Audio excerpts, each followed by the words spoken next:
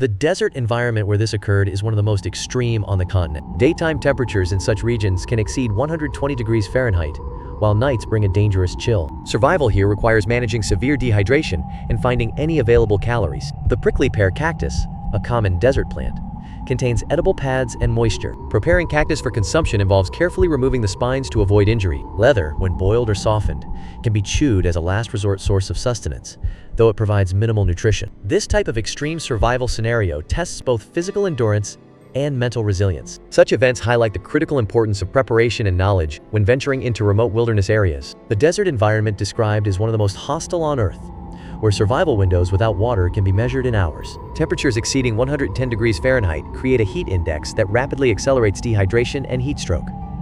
Rocky mountains in such regions offer little shade and can radiate stored heat long after sunset. Dry washes, or arroyos, are deceptive. They may appear as paths but offer no water and can funnel dangerous flash floods from distant storms. Sparse vegetation like creosote bush or cactus indicates extreme aridity, where finding edible or water-bearing plants requires specific knowledge. In such remote areas, rescue response times are critically extended, placing the burden of initial survival squarely on the individual. The physiological response to extreme heat involves the body redirecting blood flow to the skin, straining the cardiovascular system. This combination of factors, temperature, terrain, and isolation, creates a scenario where practical decisions must be made with brutal efficiency. This scenario represents a classic survival situation where multiple compounding factors create a cascade of danger. Extreme heat is a primary threat, accelerating dehydration and impairing cognitive function, which is critical for decision-making. With limited water, the body's core systems begin to fail. Kidneys strain to conserve fluid, and blood thickens, stressing the heart. Total isolation removes the possibility of immediate rescue, turning a manageable mishap into a race against physiological limits. Vehicle breakdowns in remote areas are a common trigger, instantly transforming a recreational trip into a survival ordeal. Navigational errors can compound the crisis, leading individuals deeper into unforgiving terrain away from potential help. A sudden medical issue, like heat stroke or an injury, can incapacitate a person, making self-rescue impossible. The universal challenge becomes balancing energy expenditure with the desperate search for water and a route to safety. The individual was missing for approximately 17 days before search and rescue teams located him. This duration is significant. Survival beyond 2 weeks in wilderness conditions without prepared supplies is extremely challenging. Upon discovery, he was found to be severely dehydrated, a common and critical medical condition in survival scenarios. He was also suffering from exposure, meaning his body had been subjected to harsh environmental elements like temperature extremes. A significant loss of body weight was noted, consistent with prolonged caloric deficit and the body consuming its own reserves. Despite these severe physical stresses, he was reported to be conscious and coherent at the time of rescue. Mental clarity in such a state is notable, as extreme physical duress often leads to confusion or delirium. The combination of these factors, long duration, severe physical degradation, but maintained consciousness, presents a complex medical and survival picture. The prickly pear cactus served as its primary water source in the arid environment. This cactus species has evolved to store significant amounts of water within its pulp as a survival adaptation. Accessing this water required careful preparation due to the plant's natural defenses. The cactus is covered in both large, visible spines and microscopic glochinoids that can cause injury. Glochids are particularly hazardous, as they detach easily and can embed in skin. Proper removal techniques involve using tools to scrape away the spines before accessing the pulp. The water content varies by season, with cacti storing more during rare rainfall periods. This survival method demonstrates how resource scarcity drives adaptation to available natural resources. Consuming leather improperly can cause severe internal irritation due to its indigestible nature. Leather contains tannins and chemicals from the tanning process that are toxic when ingested. The body cannot break down leather's collagen fibers, leading to intestinal blockages and inflammation.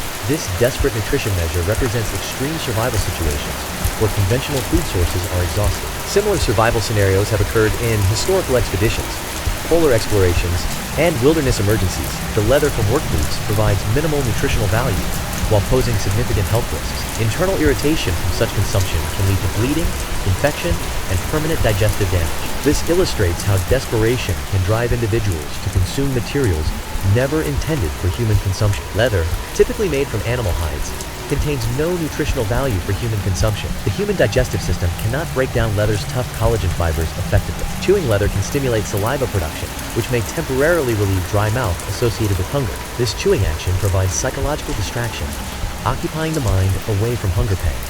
Such behavior indicates severe caloric deficit, where available food sources have been exhausted. Consuming non-food items as a last resort occurs in extreme survival situations throughout history. This pattern appears in documented cases of famine, isolation, and survival scenarios. The act represents a desperate measure when conventional food sources are unavailable. The survival mindset is a critical, psychological, and physiological adaptation in extreme situations. Seeking shade during daylight hours is a fundamental survival tactic to prevent heat stroke and dehydration. By conserving energy and minimizing water loss through sweat, the individual increased their chances of survival. Staying near a vehicle or a fixed location is a standard protocol taught in survival training. This tactic creates a predictable search area, making it significantly easier for rescue teams to locate the person. Such behaviors demonstrate a rational application of known survival principles under duress. The rescue operation succeeded when ground search teams located the individual. This outcome demonstrates the critical importance of filing a trip plan before venturing into remote areas. Because someone knew the individual was overdue, they were able to initiate the search operation promptly. This case highlights a standard emergency protocol.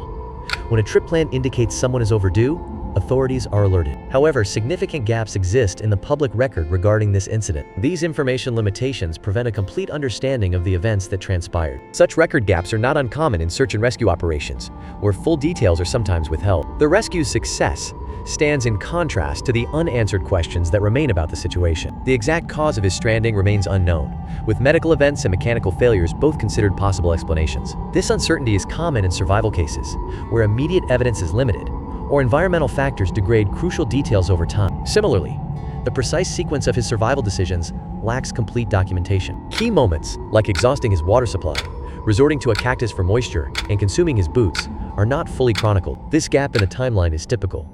Extreme survival situations rarely allow for methodical record-keeping. The body's physiological decline under severe dehydration can impair judgment and memory, further obscuring such sequences. Without these documented steps, reconstructing the ordeal relies on forensic analysis of the environment and any remaining physical evidence. This pattern of incomplete data challenges investigators but follows established mechanisms of survival scenarios in remote locations. The romanticization of extreme survival tactics often overlooks their severe consequences. Consuming certain cactus species can introduce toxic alkaloids into the human body. These toxins can cause severe gastrointestinal distress, neurological symptoms, or organ damage. Leather, being processed animal hide, lacks essential nutrients like vitamins, minerals, and proteins. Attempting to digest leather can lead to intestinal blockages and severe dehydration. Such actions represent a state of absolute desperation, not a calculated survival strategy. This highlights the dangerous gap between popular survival myths and harsh biological realities. This story is not a how-to guide, but a testament to suffering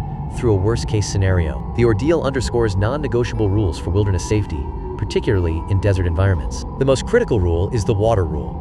Always carry more water than you think you need. A minimum baseline is 1 gallon of water per person per day for desert travel. This amount accounts for extreme temperatures, physical exertion, and the lack of natural sources. Additionally, travelers must have a reliable means to purify water from any source they might find. This dual strategy, carrying a surplus and being prepared to treat found water, is essential for survival. Dehydration in such environments can lead to rapid physical and cognitive decline, turning a manageable situation into a crisis. The communication rule is a fundamental safety principle for wilderness travel, emphasizing redundancy in emergency signaling. It specifically warns against relying solely on cell phones, which often fail in remote areas without service towers. Satellite messengers and personal locator beacons use global satellite networks, providing coverage where terrestrial systems cannot reach. This creates multiple communication layers, similar to having backup systems in critical infrastructure. The detailed trip plan left with a responsible person includes routes, timelines, and emergency contacts for coordinated response. This documentation enables search teams to narrow their focus quickly if communication is lost, improving rescue efficiency. Failure to follow this rule has contributed to numerous wilderness emergencies, where delayed discovery worsened outcomes. The principle applies universally to backcountry activities, from hiking to off-grid expeditions where self-reliance is essential. The shelter rule is a fundamental survival principle emphasizing the importance of conserving resources and maintaining a fixed location for rescue. Unnecessary movement expends critical energy and water, while also reducing a person's visibility to search teams from the air. This principle is often counterintuitive, as the instinct in distress is to actively seek help, but staying put is statistically the safer choice. The knowledge rule complements this by stressing the need to identify local plant life, which can be a source of hydration or pose a serious risk. Misidentifying flora has led to severe poisoning in survival situations, turning a potential resource into a medical emergency. Together, these rules form a core strategy. Use your shelter to preserve yourself and your knowledge to safely utilize the environment. The ability to identify edible plants like prickly pear is a fundamental survival skill. but misidentification can have fatal consequences. Many toxic plants closely resemble safe ones, creating a deadly risk for the unprepared. This parallels how complex financial schemes often appear legitimate on the surface, masking their true danger. The preparedness mindset emphasizes that minor oversights can escalate into life-threatening situations within hours. A proper survival kit includes signaling devices like mirrors and whistles for communication during emergencies. Protection from environmental hazards is critical, requiring items to create shade and provide basic first aid. This systematic approach to risk mirrors how thorough due diligence can expose fraudulent schemes before they cause harm. Ultimately, survival depends on accurate knowledge and the right tools, whether in the wilderness or the financial world. The man's survival demonstrates human resilience, but serves primarily as a stark warning. It shows how quickly a routine trip can escalate into a life-threatening situation. The brutal physical cost becomes apparent when preparation proves insufficient. This pattern mirrors many survival incidents where initial confidence leads to vulnerability. The environment's absolute power demands respect through meticulous planning. Redundant communication systems provide critical safety layers in remote locations. Survival often depends on recognizing when routine conditions become hazardous. The ultimate lesson emphasizes preparation over reaction when facing natural forces. Like the journey? Subscribe and join the next expedition.